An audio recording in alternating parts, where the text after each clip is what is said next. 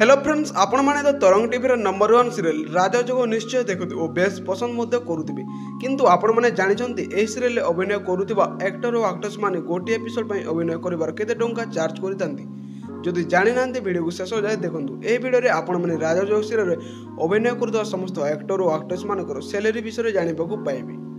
तेबे फ्रेंड्स आम लिस्ट प्रथम रे आसुचंती प्रिया को तो आपण माने जानिदिबे जे कि दियांको सान भौणी भूमिका रे अभिनय करिसंती।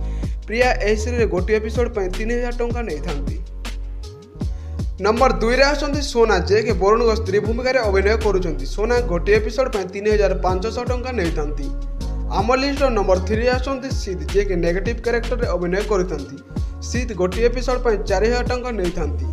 नंबर 4 रे आसंती रिया जे के सीत को स्त्री भूमिका रे अभिनय करंती। रिया गोटे एपिसोड पर 3500 टंका चार्ज करितांती। नंबर 5 रे अछंती मिता जे कि दिया रिया और प्रियांका मां भूमिका रे अभिनय करंती। मिता गोटे एपिसोड पर 3000 टंका चार्ज करितांती। आम लिस्ट नंबर 6 रे अछंती एही सीरियल लीड एक्ट्रेस दिया गोटे एपिसोड पर 5000 टंका चार्ज करितांती। नंबर 7 रे अछंती एही सीरियल लीड एक्टर आयान जे कि दियांको स्वामी भूमिका रे अभिनय करूछंती। आयान गोटे एपिसोड पर 5500 टंका नहीं थांती। ते फ्रेंड्स ये थिला राजजोग सीरियल एक्टर और एक्ट्रेस मानकर गोटे एपिसोड पर नेउतबा सैलरी।